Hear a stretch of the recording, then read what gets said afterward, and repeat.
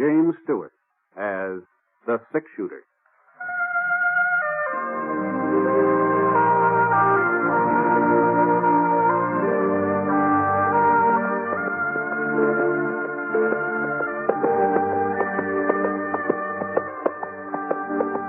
The man in the saddle is angular and long-legged. His skin is sun-dyed brown. The gun in his holster is gray steel and rainbow mother-of-pearl, his handle unmarked. People call them both the six-shooter.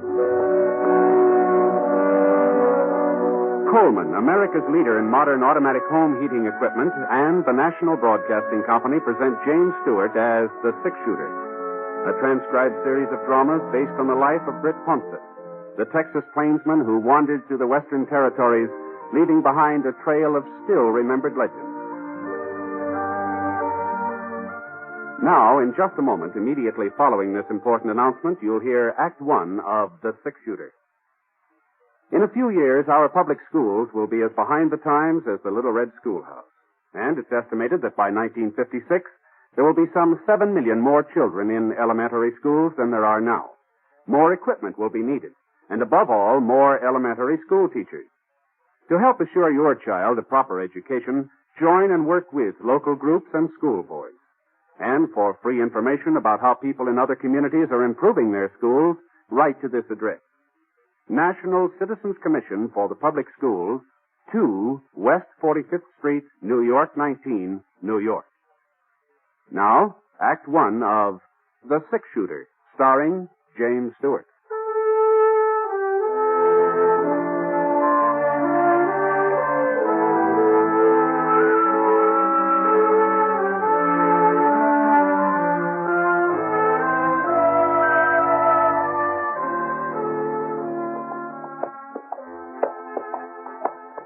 It was hot that afternoon. A low, crawling kind of heat that seemed to be following us as we rode along. The sun hadn't come out in the morning, but about noon it pushed through the clouds. Boy, it was hot. By 4 o'clock, when it should have been cooling off, it seemed hotter than ever. We still had about 15 miles to go before we'd hit Lead Creek. That was where I figured on getting a job helping lay track on that new spur line to Salt Lake City. I nudged Scar on the flank, and we headed down a little gully. His ears pricked up, and he jerked his head. I wasn't sure whether he'd heard something or just sensed it. You know, with a horse, it's pretty hard to tell where hearing leads off and sensing begins. Yeah, what's the matter, boy? Hey.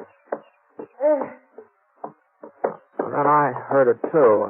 I wheeled Scar off the trail. Went about 20 yards before I saw him. He was lying in the shade of a yellow boulder in a clump of mesquite. A young fella, just lying there. He looked comfortable and relaxed like he was taking a siesta. But he couldn't have been enjoying himself too much, not with a big red stain like that across the front of his shirt.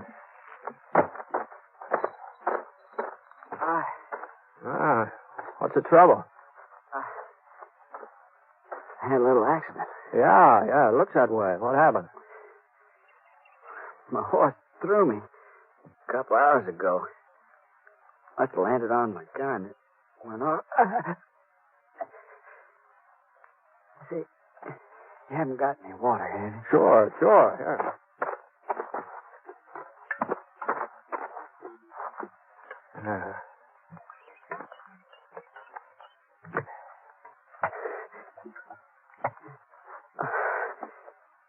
Thanks. Lucky you came by, mister. You're a stranger, ain't you? I'm just passing through. Yeah, I'm not much of a doc. Maybe I can fix a bandage for you for the time being. I already fixed one. Just my shirt tail. Don't seem to be doing much good. Oh, yeah, let me see if I can tighten it. Hold on now.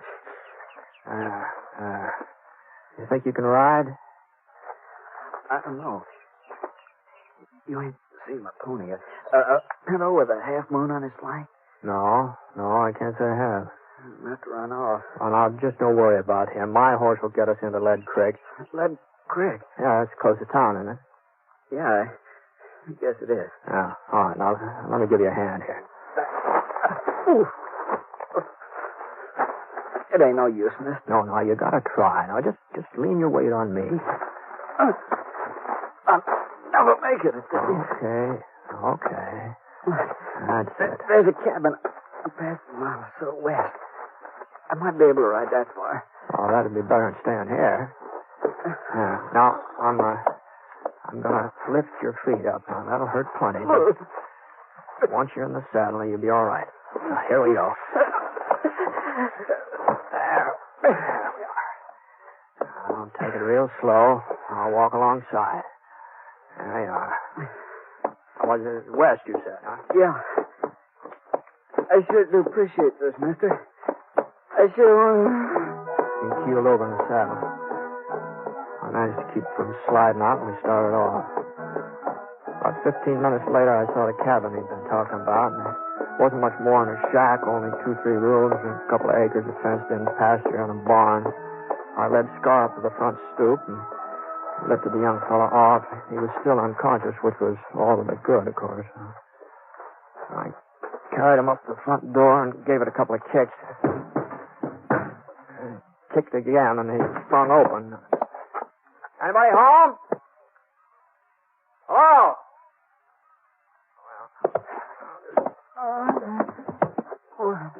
Yeah, now you just lay there. I'll try and get some rest. I'll look around. Where? He passed out again. I covered him with a blanket lying across the foot of the cot there. Supper was on the kitchen stove. Beef stew. Smelled pretty good. I opened the back door. I saw somebody cutting up a pile of kindling over near the barn. Whoever it was sure knew how to handle an axe.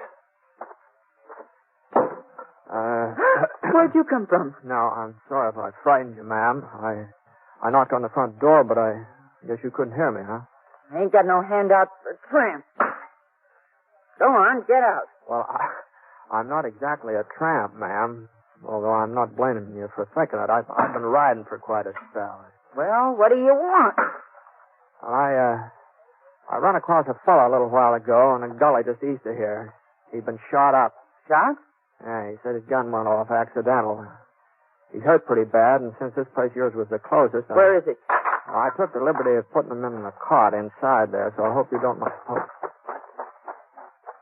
Well, she didn't wait even for me to finish. She just marched past me like I wasn't even there. I watched her for a second, and then I followed her into the house.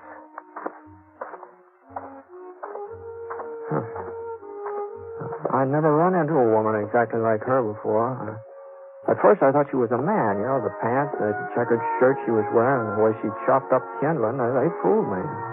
She walked like a man, too. Stiff, square-shouldered. But her eyes, they were a woman's eyes, all right. Kind of soft and young and frightened. Yeah. The rest of her had been pretty as her eyes. She'd been a real fine-looking girl.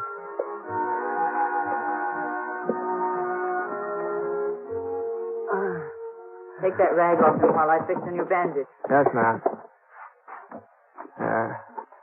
It's a shame to tear up a fancy petticoat like that. I got no need for petticoats, mister.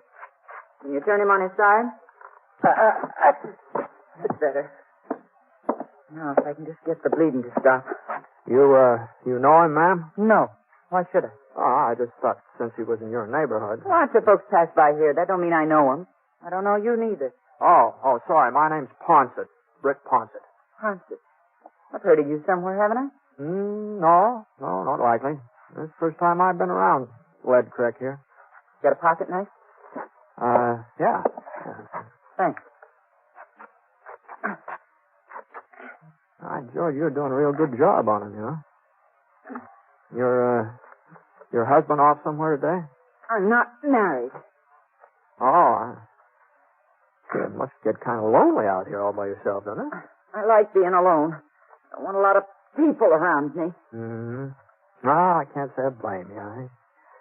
I never been much on congregating myself. I always sort of like to, well, you know, that bleeding's letting up a little. All right, I guess I'll be shutting off, ma'am. When I get into town, I'll send a doctor out here. No. No, you can't. What I mean is there is no doctor in Lead Creek. Oh? He moved away a couple of years ago. Well, there must be a doctor somewhere around these No. Not within 100 miles. I'll have to take care of him myself. Well, maybe I can find somebody to help you. You know, since I brought him in here, I sort of I'd feel rather do it alone. I'll manage all right. Well, that's mighty decent of you, but him being a stranger, all right. Well, so long. Mr. Ponce, Yes, ma'am? you won't tell the folks in town he's here. Hmm? Well, he's a stranger, like you said. He don't concern them, and I don't want them laughing at me. They'd say, Jenny Garber's finally got herself a man. And if he wasn't unconscious, he'd never have managed it. So, you won't tell them, will you? Well, I don't suppose anybody will ask me about it. Easy, boy. Easy. What are you looking at? Oh, I was just noticing those horses over in the pasture there. Those both yours? Yes, they are. Why? No reason. No, that pinto looks like a good animal. What do you call him? His name's Moon, because of the marking on his flank. Looks like a half moon. Yeah, I can see it, yeah. Well, I hope the patient doesn't give you too much trouble. All right, come on.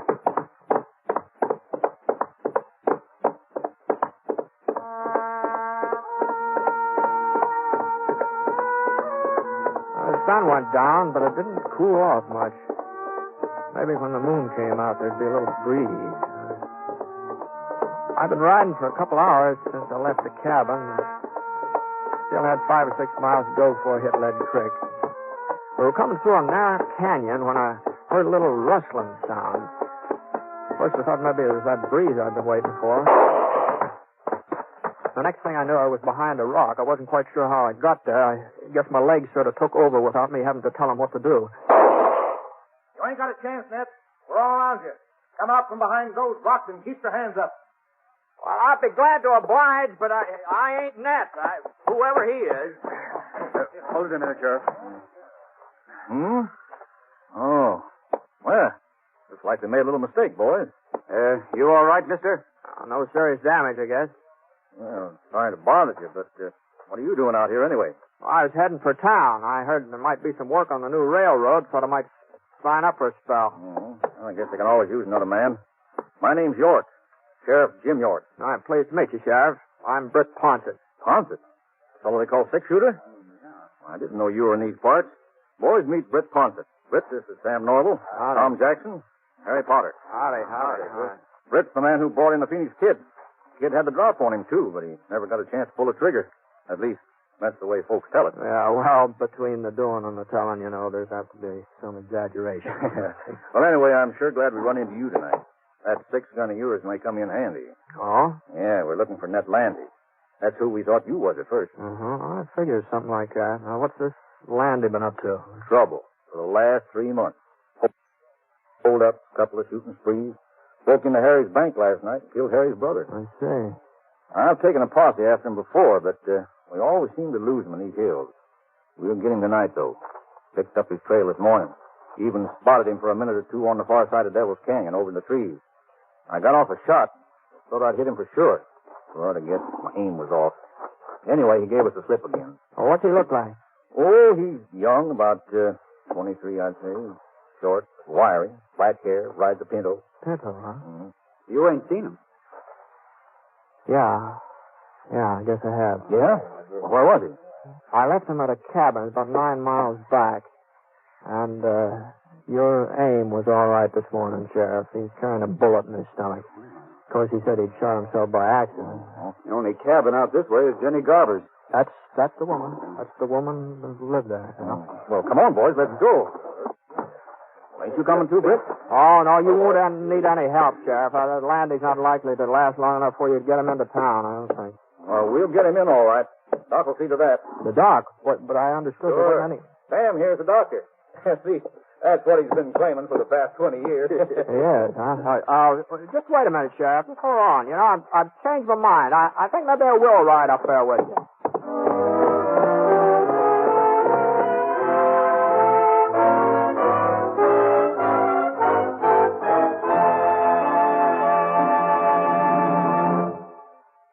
return to James Stewart as the six-shooter in a moment.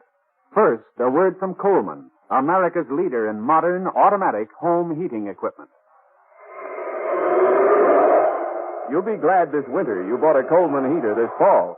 Yes, as you sit back in your easy chair, snug and comfortable, you'll be glad you bought a Coleman heater. You'll enjoy floor-to-ceiling warmth in those rooms you could never heat before. Get your Coleman oil or gas heater now during Coleman's big bonus sale. Here's what you get. First bonus, a new low price. Yes, now you can get a dependable Coleman automatic heater at a new low price. Second bonus, a new low operating cost. Coleman saves you up to 25% on heating bills because Coleman gives you maximum heat from your fuel. Third bonus, a 32-piece set of Libby's Safe Edge glassware worth $14. It's free with your new Coleman heater. Get 3 big bonuses. Get your Coleman oil or gas heater now during Coleman's big bonus sale. This sale is for limited time only. So see your Coleman dealer tomorrow. You'll find his name and address in your telephone directory.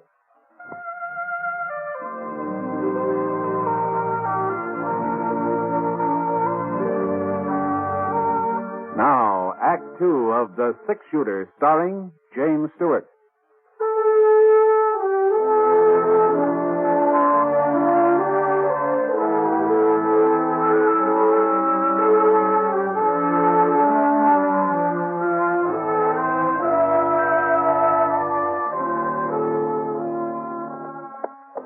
About an hour and a half after I met up with the sheriff, we came to a little stream trickling down the hill just off the trail. I'd missed it when I passed by before. I hadn't known there was any water around, and Scar hadn't smelled it either. The air being so quiet and everything. Well, we pulled up and gave the horses a chance to get a drink. Well, I guess there ain't no rush. And that's as bad off as you say. Yeah. Was something funny, Sheriff? Well, I was just thinking about Jenny Garver. Oh? Yep, she's finally got herself a man. He's going to be real temporary, though. I can tell you that. Yeah, and if he didn't have a bullet in him, I'll bet he'd take off the first time he got a look at her. Well, it'd take more than a bullet to keep me there. Me too, Sheriff. What is there something wrong with Jenny? Well, you've seen her, ain't you? Yeah. Well? Well, I guess she's no beauty. Oh. Now, that's giving her the benefit of the doubt, Poncho. Now, if you ask me, my horse is better looking. No, you know, Sheriff, now there are a lot of plain women seem to get along all right. Better than some of the pretty ones, you know. Well, it ain't just that Jenny's ugly, but she's so darn awkward and big. Yes. Why, even when she was a little girl living in town, she was always a head taller than any boy her age. And stronger, too. Well, I guess they've had enough to drink. You were. Yeah, the thing was, her folks were peculiar about Jenny. Wouldn't admit she was any different from the other girls. Hey, you remember how they used to dress her? All those fancy clothes with frills and ribbons. Well, it made her look twice as foolish as she would have otherwise. No? Her father used to take her to parties, too, in the square dances, but he was the only one who ever danced with her. No, sir, I don't think a single boy in town courted her. Not one. You're forgetting Willie Franklin. Oh, sure. Who is Will Franklin? Yeah. He's quite a cut-up. Made a bet one night with some of the fellas. He said he'd get Jenny to agree to marry him. He took her out in his wagon and proposed. Of course, she said yes. But he didn't know that Willie's friends was all hidden in the back of the wagon. Leastwise, he didn't know it until they all busted out laughing. It was right after that her folks died, wasn't it, Sheriff? Yeah. That's when she bought this cabin. About 5 years ago, come to think of it. Well, Jenny can't be more than 25 or 6. Looks a whole lot older, though. Wouldn't you say so, Britt? Oh, I don't know. I'm not much good at judging ages, especially a woman. There's her place, up ahead. Lamp's still on. She must be up. Sure, she's up all right. First time she ever had a man within touching distance, ain't it? Ooh. What's the matter? Yeah, we better leave the horses here and go the rest of the way on foot. Oh, no. Landy's not apt to give you any trouble. Oh, you never can tell. You may be feeling better by now. Yeah, but not that much. Hey, he's seen us. Didn't waste no time about it, neither. Guess he wasn't as sick as you thought, Britt. Or else he made a mighty fast recovery. We'll never hit him from down here. What do you suppose happened to Jenny? I don't know. I've forgotten about her. Probably got her half scared to death. Well, we'll have to rush him. It ain't going to be easy, Sheriff. With this moon, he's sure to spot us. Well, that's all we can do.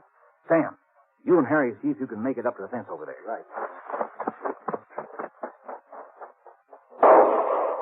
You okay? Okay. Now, I'll fire twice. That'll be the signal to close in. Now, hold on a minute, Sheriff. Just hold up here a minute. Now, if we go plowing up in front of that cabin, somebody's going to get hurt. Well, what's the matter, Posset? You've been shot at before. Well, that doesn't mean exactly I like the idea. And besides, there's another way of getting in that door around back.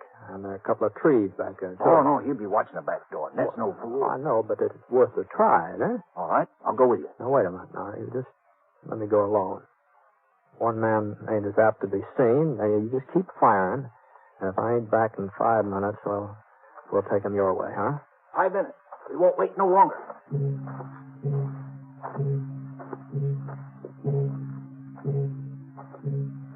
I hunched down low and I started circling toward the rear of the cabin. And there wasn't much cover, just rocks, a couple of scrub pines. Anyway, nobody was shooting at me yet. So far, nobody'd seen me. I come up along the side of the barn. And the back door was just ahead now. I still had about 20 yards to go. I ran forward and my foot caught.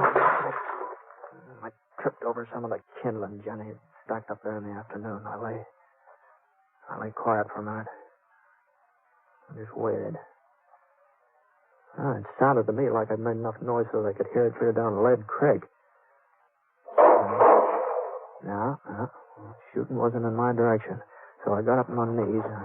I raced for the cabin. I opened up the door. I kept on going. And when I got into the living room, I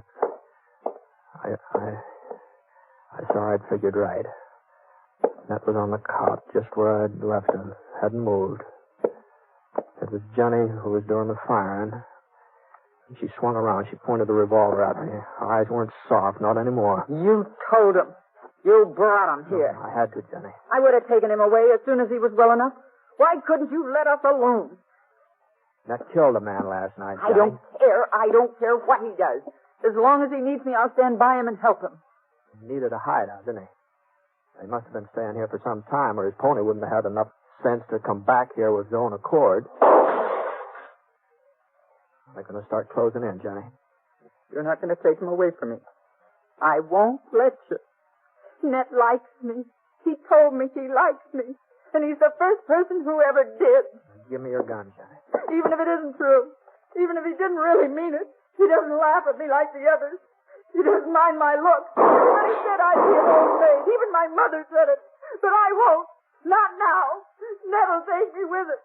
He'll marry me. I know he will. Jenny, listen to me. Don't you understand? I can't let you take him away. No matter what. Not even if I have to. Killing me won't help in that. It's the only way I can keep him. I've got to stop you somehow. You and the others out there. Oh, there's no way you can keep him, Jenny. He's dead. What? Now turn around. Turn around, look at him. Now, I'm not trying to catch you off guard. Just turn around. He hasn't been breathing, not since I came in. Oh, he loves me. Ned loves me. All right, boys, come on in. You all right? Got him, huh, Britt? Oh, there he is. I might have known you'd take care of him. No, it wasn't me, Sheriff. It was you. Huh? Your bullet from this afternoon. Well, I'll be darned. I told you I was sure I'd hit him. Remember, Tom, I told you. Then how come he was able to hold us off just now? Well, he was a tough one to kill. He wouldn't give up. The strain of shooting at us must have finally finished him. Ain't that the way you figured, Britt?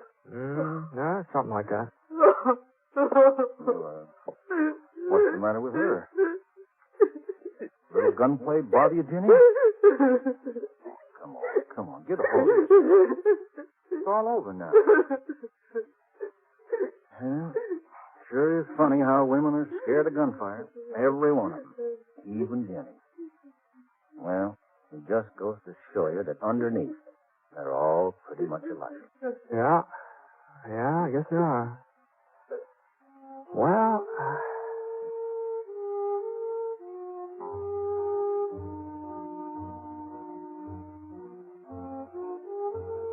Nat was buried the next day, and there was one bunch of flowers at the funeral, wild daisies. Folks just couldn't figure out who sent them.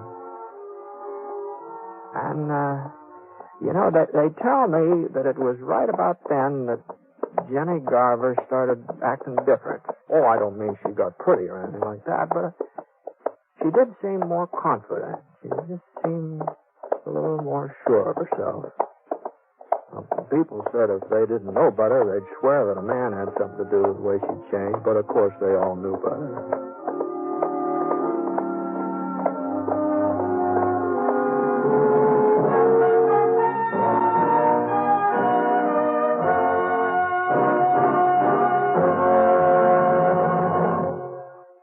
I'd like to take a minute here to remind you about some of the great entertainment in store for you later in the week on NBC Radio.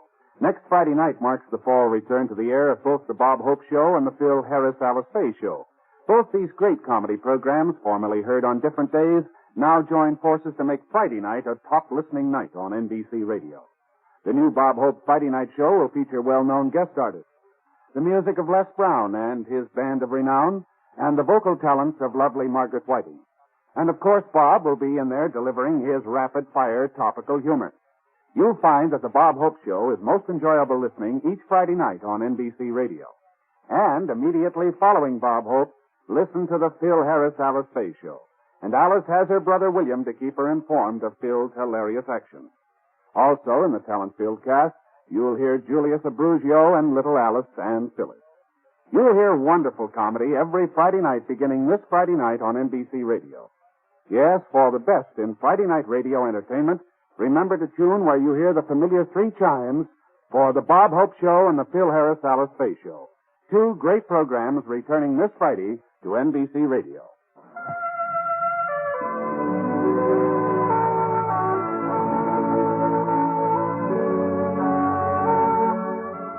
Coleman, America's leader in modern automatic home heating equipment, and the National Broadcasting Company have presented James Stewart as the six-shooter. Mr. Stewart may currently be seen in the Universal International picture Thunder Bay. The Six-Shooter is an NBC Radio Network production in association with Review Productions. It is based on a character created by Frank Burt, and today's transcribed story was written by him. Special music was by Basil Adlam, and heard in the cast were D.J. Thompson, Jeff Kirkpatrick, George Neath, and Harry Bartell. The entire production is under the direction of Jack Johnstone. All characters and incidents were fictitious, and any resemblance to actual characters or incidents